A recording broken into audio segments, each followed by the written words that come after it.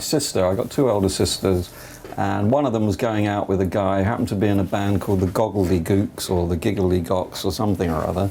And incredibly, they were on the same bill as the Rolling Stones and Dusty Springfield, one of these incredible lists of artists you get at the Albert Hall. So I think that's probably, it is, now that I think of it, the earliest gig that I remember. And just sitting there as a little kid and being amazed by, you know, the noise of the crowd and these incredible bands on stage. So that was my first. My good friend, a guy I used to go to school with, Clive Franks, who's that much older than me, he's 2 years older than me. He got a job as the office boy at Dick James Music. That was via a friend of the family or somewhere or other. And Dick James Music was a music publisher in New Oxford Street. And basically, you know, we were good mates, and he used to come home with these stories, how he had to go to McCartney's house. Amazing, it just sounded like the most amazing job, and we were I was very jealous of that. He actually had to take the Sgt. Pepper sleeve. Dick James gave him this envelope, said this has to go to the printers. Obviously he couldn't help but open it up when he got in the cab, and there is the new, and we were potty on the Beatles, absolutely mad on them. And there's the new Sgt. Pepper sleeve, and he always talks about the smell. You can still smell the, you know, the printer's ink and all that sort of stuff. So, and he used to go to Cilla Black's house, and he'd come home with all these stories. Anyway, I thought I was going to be at school forever, you know, 18, 19, do this, that, and the other. But school was getting very boring, and one day he came home and said he's got to find his replacement. So I thought, bloody hell, I'd love to do that. And I thought, well, my parents will go mad. And I asked my dad about it. He said, well, if you're not happy at school, you want to go for it, go for it. You know, so I didn't mess around. I went for an interview up there. Interview for a job as office boy. You know, you don't really, a couple of legs. Yeah, you seem to have legs, all right. I was quite well spoken. Anyway, got the job, and at Dick James, and it was an incredible time. Anyway, that's 1967.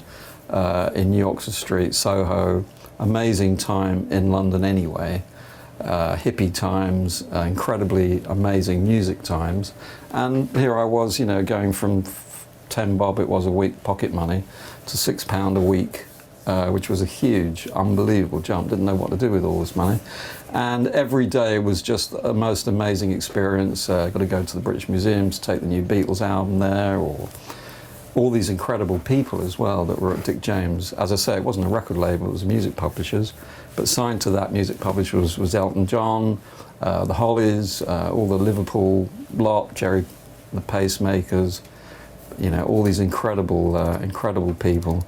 And apart from anything else, the people that worked at Dick James, not least of which was Dick James himself, all these incredible characters.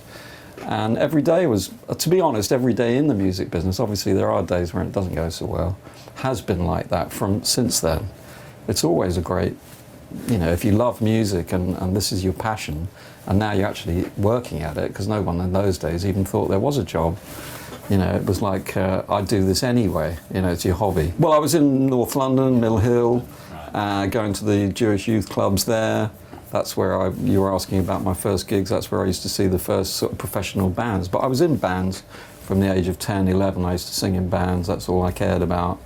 I was really making music, playing music. And this particular chap, Clive, we used to record at home on a Revox tape recorder. My dad was into music, so my whole upbringing and everything was all based around music, recording, singing. What did happen at Dick James was I met Reg Dwight, and a bit of a mad cat character, but he sat down, would play you a couple of songs, and I'd never heard songs like that played to me live by the guys sitting there, a mate. And I just thought, well, I thought I could write songs, I thought I could sing. This guy really does know how to do it. And I was getting tingles, and I just thought, wow, you know, I want to be with him, I want to help whatever goes on here, I'm with that. So that changed my life really, as far as no more do I think of myself as a singing artist. I want to get involved in this music business, really. Well, he was friends, how they met, how it happened that he came to Dick James was that Caleb Quay, the guitarist, amazing guitarist, was also an office boy for some music publishers or other, and they'd sort of met somewhere for a cup of tea, and Caleb, you know, Reg played Caleb his songs, I guess, and they both got on personality-wise at the time. And then Caleb, who was the engineer at Dick James, in fact, became the engineer at Dick James, must have told Dick James about Elton, and that was how he ended up. And then Caleb was first person to bring Elton to the studio, and I was there probably a little bit, only probably in months later on than that, where they were making all this great music, the best thing I'd ever heard, and it all developed from there, really. I mean, probably there's lots of people who've got bad things to say about Dick. I don't know. He was one of those larger-than-life cigar-smoking people that people tend to take the mickey out of, perhaps. But to me, he was great guy, funny guy. Never heard a guy over 50 swear before like that, you know. And the first time I saw him, I think I was in the cutting room there with Clive, and the door opened, and he went, "God, this place is like a bloody shithole or something." And I thought, "What?" He said, "Oh, that was Dick James." And yeah, he was very fair, he was very musical, let's face it, he was the singer, you know, Robin Hood and all that. And yeah, he would take a risk. He signed the Beatles when no one else wanted them, let's face it, they'd been everywhere. And his friend George Martin said, "What about the Beatles?" And, you know, I mean, him and Elton, you know, and he basically, because Elton was songwriter mainly, that was why Dick's whole thing was songs, you know, more than artists. And anyway, Elton wasn't an artist at the time, he was a songwriter. But Dick was on the board of picking songs for the Eurovision. They used to have the meetings at Dick James. And Elton had written a song, Can't Go On Living Without You, a terrible pop song really if you hear it now. And that was for Lulu. And Dick thought, wow, this guy can write. And whereas there was a lot of people around at the studio, he got rid of a lot of them. But he kept Reg on, I'm sure, because he thought this guy can write songs, you know. And in later years, they sort of fell out. You know, Elton's got a mind of his own, and Dick also has got a fairly strong mind of his own. So, but they were incredible days. And a lot of the time, I'm always telling people that I'm always dreaming of Dick's, you know, and they tend to take that the wrong way. But I often dream of Dick James music. It was an amazing place. When Elton was signed, you know, Dick was giving him a weekly wage and looking after him. The studio was there whenever he wanted it, and he did Elton sued Dick, and we always think that was a terrible thing, really, because, all right, you know, like you say, those deals were a bit harsh, if you like. But they weren't harsh at the time. I went from office boy to disc cutter to studio assistant to engineer, but my eye was always on A&R, and I'd started working with Steve Brown, who more or less changed Elton's career from writing songs for Europe to writing, and he produced the first album, Empty Sky, which was now serious Elton John music. So I started working with Steve as his assistant, and after the Empty Sky album, he started doing the demos for the next album, the Elton John album, and Elton had written these incredibly, almost classical songs for this album. We'd done piano and voice demos, and they were amazing songs. And Steve attempted to do the album, and he thought, well, I'm not really doing this justice. I must find a new producer, and he found the arranger, Paul Buckmaster, who told Steve about Gus, that's right. Told him that he'd produced this Bowie single, Space Odyssey, and everyone, you know, obviously realised that was a good record. And so they had a meeting. When Gus first met Reg and Bernie, Elton and Bernie, he walked in the room and there was Steve there. I wasn't there, but apparently he sort of saw Bernie and started talking to him, and Elton standing there. What's he bloody talking to him for?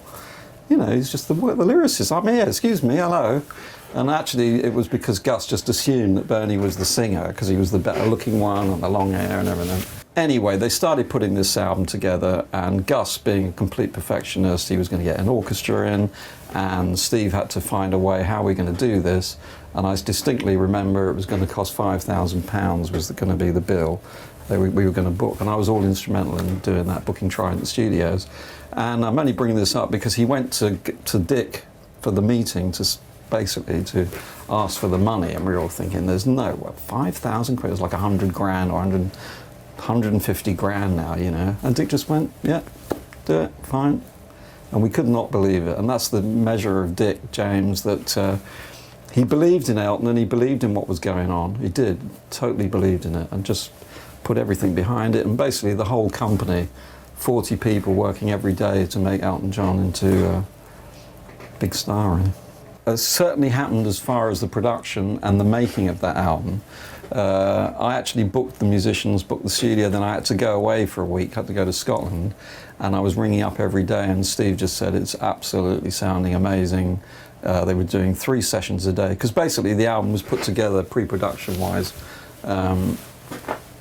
like an army manoeuvre, Elton calls it, with Gus as the sergeant major, and there'd be many meetings, and Paul Buckmaster, incredible arranger, every part of the music was written out, and basically it was an amazing production. When I came back, heard it at Triumph Studios, incredible sound, incredible music, and the album was finished, probably the best album I'd ever heard in my life, apart from a Beatles album. And it got incredible reviews, amazing reviews, but no sales. I don't think, well, what did happen was we put out a single, Border Song, which is a bit of an unusual, like a soulful record, and I do remember we were all sitting around, and Top of the Pops rang up, and we said we want Elton John, Top of the Pops, and we were all going, wow, this is it. He went out and bought a new jacket, you know, one of those little mini leather jackets, with Robbie Williams, who was his manager at the time, and we just thought, that's it, we've cracked it, you know, this is going to be it. Well, he did Top of the Pops, and so I used to get the sales figures every day. I'm waiting for the thousands and the tens of thousands, nothing at all. If anything, I think they went down, the sales. So we thought, well, I don't understand that, because normally it's the signal for it all to happen. Anyway, the thing with Elton's career was it was always, because of Dick James and because of the people involved, it was always the next one and the next one. So after that we made Tumbleweed, also a great album, also did nothing at all. The big thing that changed was really which is quite a long story in itself, but whereas he'd been being backed by a band called Hookfoot at the time, they more or less fired him, I think, because Caleb didn't want to be known as Elton John's backup band. And they got their own deal, you know. Apparently in Elton's diary it said, Hookfoot's just got a record deal, will nothing go right, you know. So he was almost, you know, what am I going to do? He couldn't get anything right. So, and he was doing gigs on his own, piano and voice, people walk in, ignore him, you know, he used to go to all the shows, mainly in universities and colleges. That was the people that he was sort of appealing to, really, underground music we used to call it. Neil Warnock, I would say, was one of the first people to book Elton, but I don't know whether if anyone was really booking him in those very early days, but I think it might have been Neil.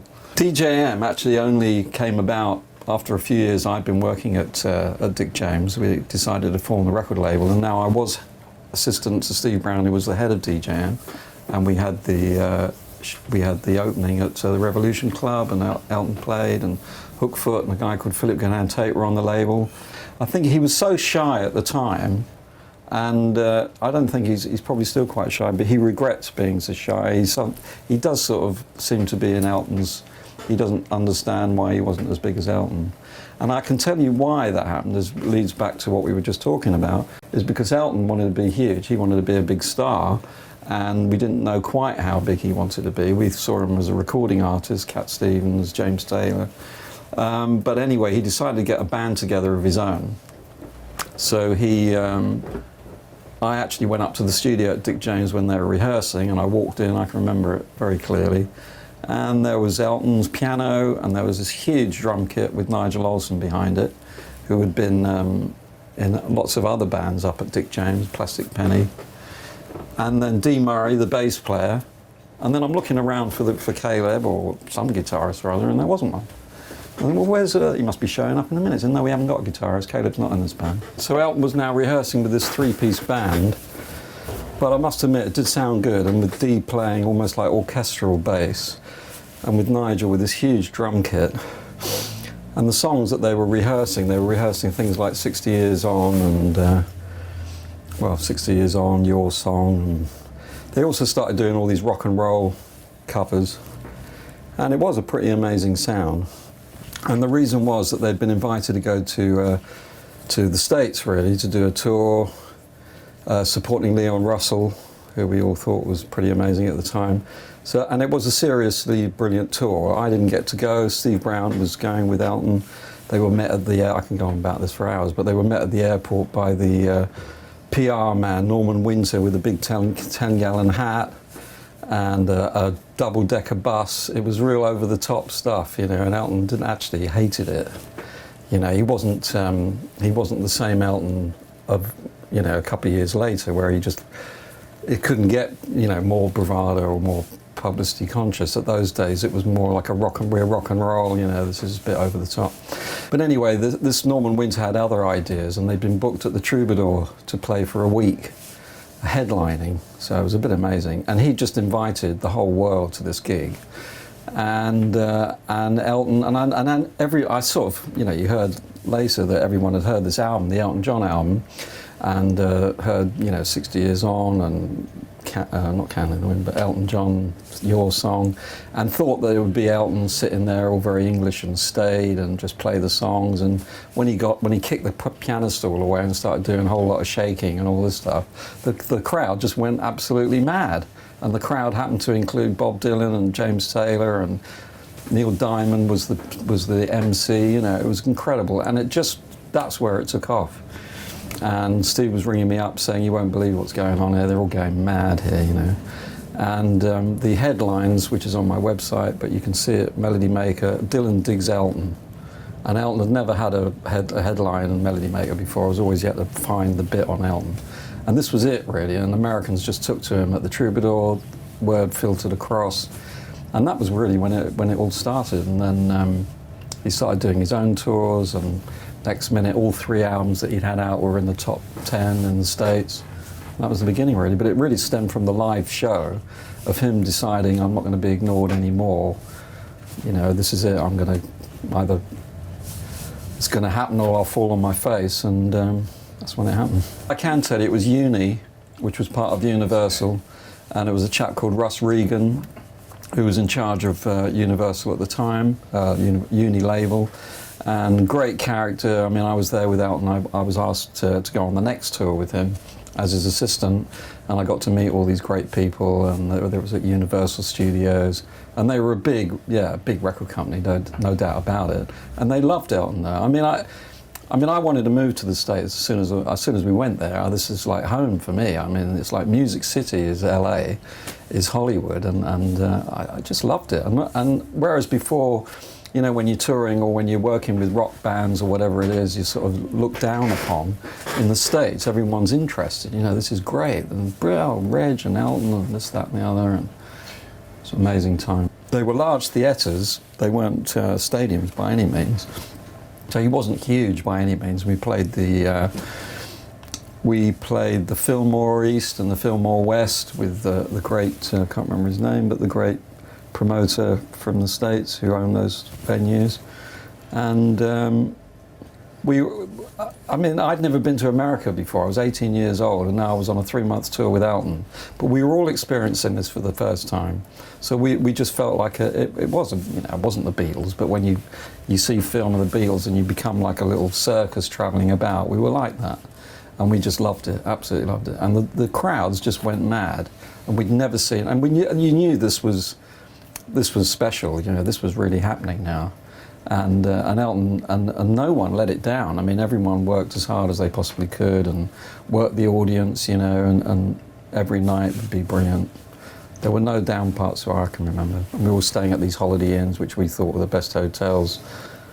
You know, you'd never seen such huge beds and swimming pools and incredible. It was amazing time. It's like discovery. Everything was discovery. I mean, I suppose the only downside was you thought that obviously you heard New York and Chicago were large cities, but you thought Kansas City and New Orleans probably dirt track with a saloon. You know, where's the saloon? You know, and then you'd flying into these huge cities, huge, miles bigger than London or anywhere, the size of England, and that was a bit of a downer. You know, looking for the saloon and the dirt track towns. But the people were great, the audiences were amazing, the tours were well organised. I just had to look after out and keep people out of the dressing room. Yeah, you'd have a few strange people about and all that sort of thing. But it was early days. 3 in the band, myself, we used to have a tour manager, Marvin Tobolsky. That was about it, really. It was only about 5 or 6 people. Nothing like, you know, the sort of 20, 30, I don't know, 40 people. We had the Clare Brothers sound system, and actually had Gene Clare was mixing the sound. This was before Clive joined, and you know, that was early days for even then sound system. But what was amazing was that was that the sound was incredible, because whereas if you've got piano, guitar, bass and drums, you know, guitar and piano is always battling with each other. But without a guitar, you could put the piano as loud as you like, and Elton's a pretty good, in fact, amazing pianist. And that was a unique sound, huge piano sound, mic'd up or Helpenstiel up, where we used to have those things, to get the piano through the PA, and a massive bass sound and a huge drum sound, which you can hear if you hear 171170, which shows you how old that is. That's the live album, the first live album that Elton made in New York, 171170, and that is just piano, bass and drums. It was almost a show a night, really, for 3 months. And, you know, however many that is, I don't know, 60 gigs or whatever. I mean, Elton was very fastidious, and he's always writing everything down. He'd write down how many people, he always kept a diary, how many people came to the gig, how many does it hold, how much money he made, everything, you know, very... And we had great times, you know. He was easy, well, he could lose his temper like he still can, but pretty much he was pretty easy going, really. It was all good times. Well, initially, no one really. It was really Dick James and Steve Brown, you would say, was the manager. I can't remember exactly when John Reid came into the picture. Certainly not on the first tour I did, and I don't think the second one, but at some point in those early 70s, John started working for Dick James and became Elton's manager, really. Which, no, but they were still great times. I mean, yeah, he's not easy to work with, as everyone that's worked with him would tell you. But he's great for Elton, because, you know, he's like a terrier dog, and if anyone, you know, got in the way, or when it came to doing a deal, you know, he's a great manager, really, to have. No messing about, and Elton would probably do anything, really, anyone asked him. But I think the first thing the first deal that John Reid did was to get him to do some, I don't know, mega millions of dollars deal with further signing to MCA, you know, in America, and huge sort of big deals. And he was great for him in that respect. The crazy thing is that I started Dick James in 1967. Rocket probably started about 72, 71, 72, so you're only talking about 5 years. But in that 5 years, so much happened. And I can't quite believe how much happened in that time. But at some point, you know, he was doing very well, Elton, and things were going well, and they weren't going very well with Dick James. He was really in charge, and Steve Brown was running the show, so the idea was, wouldn't it be great to have our own record company? And so, yeah, I started talking about it seriously, and so this was going to happen. The directors were Steve Brown, Gus, John Reid, Elton and Bernie. We found premises in Water Street, 101 Water Street. I was definitely going to be working there. In fact, I think I was one of the first to leave Dick James, which he wasn't very happy about. But he could see what was happening. You know, Elton's now looking after himself, things are happening. I left, Steve Brown left, it was all sort of leaving. And we formed Rocket Records. We did a deal with Island as the distributors. People like Tim Clark were at Island at the time, and can't remember, Muff Winwood and some amazing people. And we had these great offices, and we put full page adverts in all the papers. I mean, actually the main thing was I organised the reception, the opening, and we did it in a village hall in Moreton in the Marsh. And that was a pretty amazing thing. I enjoyed putting it together, and we had a train, because the logo for Rocket Records was the rocket train. And we had a train that met, I was actually in Moreton in the Marsh waiting, but the train met everyone at the station, and there was champagne on the train. It's funny, because what I hadn't realised was everyone would be pissed by the time they got to Moreton in the Marsh, which is what did happen. And I had a brass band playing Hello Dolly or something when they arrived, which was sort of late afternoon, and everyone marched. And there were some incredible people invited. I don't know exactly who, well, I know Dave Stewart was there, because actually one of the first bands to be signed to Rocket was Long Dancer, of which this madcap guy, Dave Stewart, was just the guitarist, wasn't even the lead singer. Mainly put together as well because Davy Johnston had written and recorded a solo album called Smiling Face, and Gus had produced that, and there was no label for it. So that was how it came about. Well, why don't we form our own? So actually that was the first record on Rocket Records. But the idea was that Elton wasn't going to be on Rocket. He was still signed to Dick for a certain amount of time. So we were hoping to break another artist. That was the idea, to give another artist a chance to do it in the same way that Elton had been done, you know, to take an embryonic artist and sort of, you know, encourage them and do demos and then produce them. And I suppose that was the idea with Long Dancer.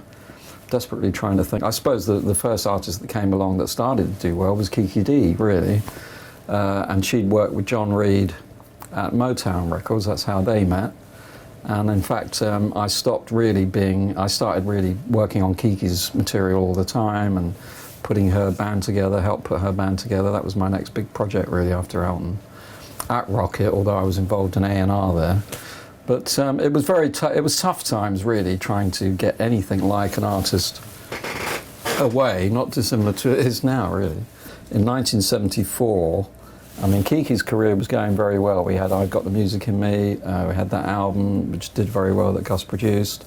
And then we had this amazing opportunity to support Elton on this huge tour of the States, another 3-month job. But by this time, Elton's we've got our own plane, the Starship, you know, big arenas, the Forum in LA, and, you know, it was a great tour. And we had an amazing band with Kiki. There was Roger Pope, who'd been playing drums with Elton for years, Joe Partridge, who's a great guitarist. It was a great band. And it was a great tour, basically. It was a brilliant tour. I mean, Kiki was not the easiest person to work with, and she always sort of be holding back to a certain extent. She couldn't quite come to terms with being a great rock singer, which she was really, but I don't know, she was always holding back.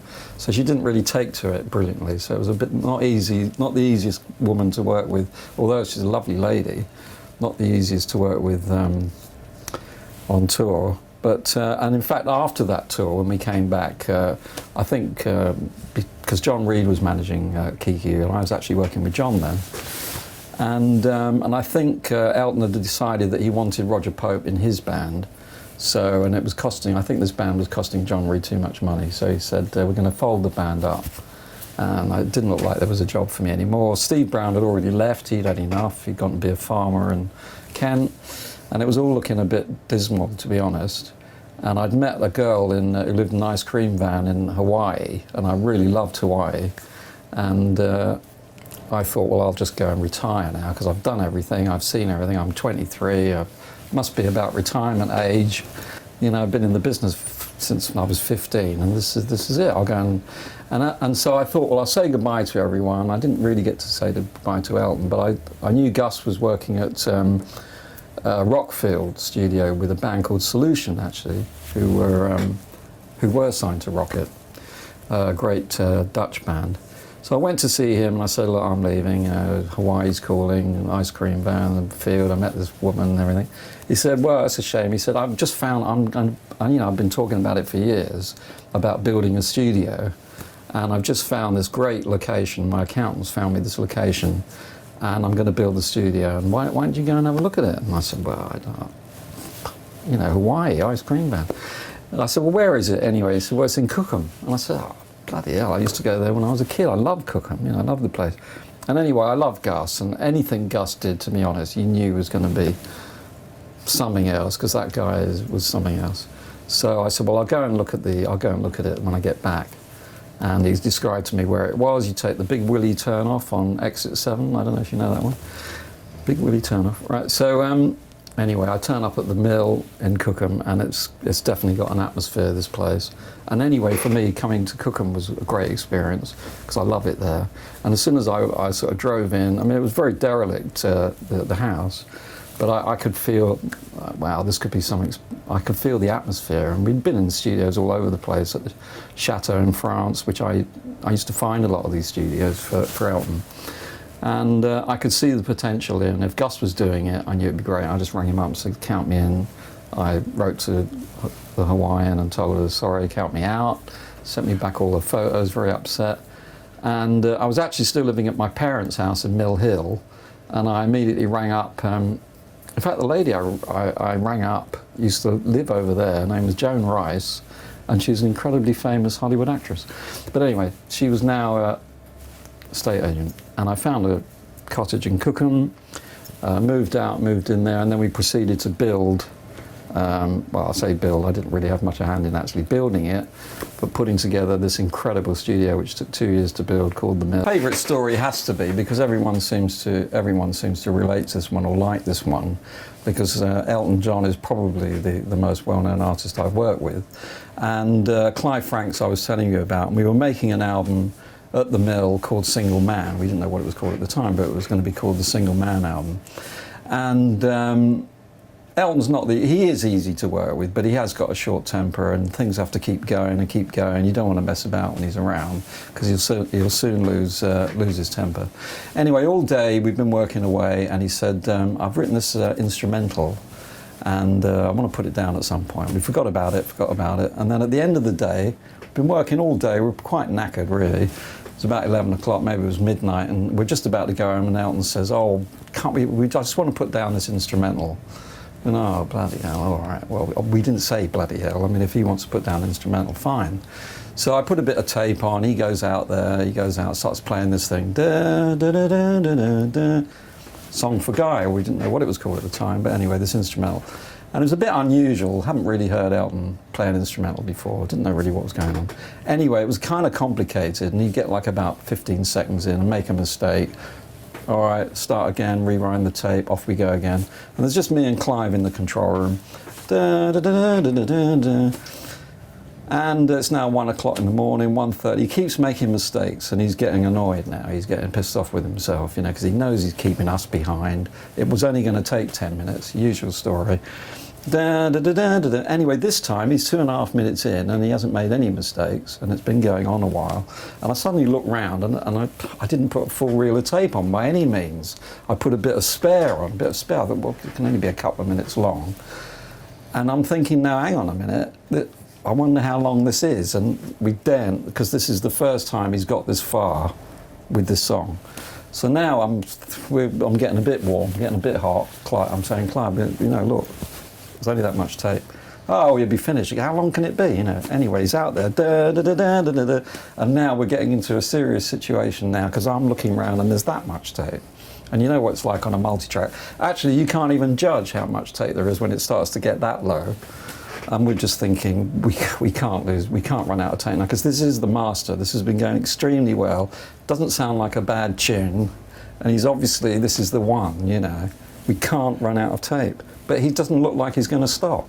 And now we're looking like we're running on air. The take-up spool's really going. It's very little. Sweating now. Clive's down the front of the control room, running down. Does he look like he's going to stop? Does he look like, how much tape? Oh, fucking. Anyway, no word of a lie. He finishes the last chord, and as it dies away, the tape comes off. And we just, sigh of relief isn't in it. We more or less just sort of fall to the floor and go, fuck yeah, now, you know, thank fuck for that. Never told him, just say, oh yeah, did you get it? Oh, of course we got it, you know, come in, have a listen.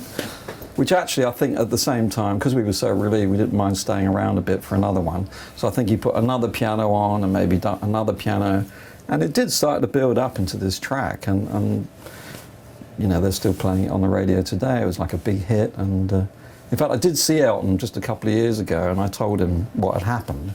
He wasn't particularly interested, to be honest. That's the thing that you miss, really, about, you know, digital recording, and the whole difference is that it was more of seat of your pants, and capturing the magic moment was what it was all about. And you can't be done again, and you daren't lose it, and all this sort of thing. And that's why some of those, capturing those atmospheres on those tapes, when you hear them back now, you hear that so much more than you hear on, I think, records that are made today. We were on tour. It was the 1974 tour I was telling you about, where Kiki was support, and I was really working with Kiki. And how it happened, I don't know, but we were going to be in New York, and Elton was friends with John Lennon because, well, they'd recorded, and I didn't know the full story until afterwards. They recorded Whatever Gets You Through the Night. And Elton said, and Elton actually rang up John and said, I want you to play on this record. I think that's the way it went round. He said, and if it gets to #1, you've got to come and sing with me, sing it live on stage. And John said, all right, you know, thinking, what's the chances of that? Probably not a lot. Anyway, it went to #1, and Elton calls up John, says, it's got to number one, you said you'd come on stage. And apparently Lennon hadn't been on the stage for about 10 years before that, or something like that. And we're at Madison Square Gardens. Actually, leading up to it, John had come on the plane with us, and he was great. He was quite quiet. He was a bit shy, actually, I think. You know, you often meet some of these guys, like with Jimmy Page I work with, you think they're going to be all this larger in life, big, and they're not, you know, they can be quite shy people. And he was great, and Kiki got on with him well, and they went out for dinner and this sort of thing. And anyway, he was going to come on stage, and I was backstage prior to because I'm such a terrible groupie when it comes to it's John Lennon, for God's sake, you know, and he's with us. So, you know, just wherever he is, I was sort of following behind. And I was literally, I mean, Elton had been roaring on stage, Madison Square Gardens. He'd been going down absolute storm, everything's been going great. I can remember being at the bottom of the stairs with John Lennon before he went on stage, and he said something like, well, here we go over the hill, you know, like at the war and all that. And he was shitting himself, really. And you thought, well, you can see he's nervous. You think, why? You know, what? The guy's, he's a Beatle, for God's sake. He's played everywhere, he's done everything. What is he nervous about? But that's the measure of those sort of people, you know, they're kind of shy, like George Harrison. And they think, well, you know, I might get booed here, you know, I don't know what's going on. And as he hit the top of the stairs and as Elton introduced him, there was just this white noise in the Albert Hall, in Madison Square Gardens, for what seemed like forever. Everyone on their feet, just roaring. And my head just took off, you know, you just got this buzz out of it. And as soon as they launched into, actually they did I Saw Her Standing There. And I never saw the Beatles, but I was just totally focused on John, who actually never even sang that song. It was McCartney who sang it. And it was incredible, you know, incredible atmosphere. And Elton's gigs were normally amazing atmospheres, but this just took the whole thing. And everyone felt the same, you know, Elton included, that this was a different atmosphere. And we were so pleased and amazed, not amazed, but pleased for him in a way, because you could see he didn't know that this was going to go so well. And I think there were people crying backstage. I know it sounds a bit much, but there were people crying because they were so in awe of what was going on. And it was just a great night. You know, people say it's one of the best gigs that's ever been.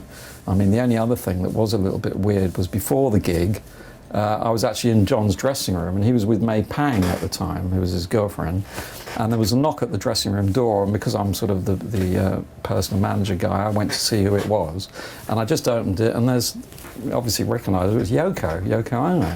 I'm thinking, close the door. I mean, there's John Lennon here with another bird. We're going to get murders here. And I thought, well, I don't know what to do. Well, I wish I'd never answered the door, you know. And she's like, come in. Anyway, behind her, luckily, was Tony King, who I've known for years and years. And he's going, you know, giving the thumbs up. Don't worry, it's all right. And they all knew each other. And John was like, oh, come in. But I was just thought, oh, there was going to be a fight now. It was going to be a... But anyway, it was a great night. It was an amazing experience. And that's what, you know, one of those things that makes all the touring, all the waiting for planes and all the things that go on and touring so worthwhile, when you get to see magic moments like that, you know, whether it be in the studio or live.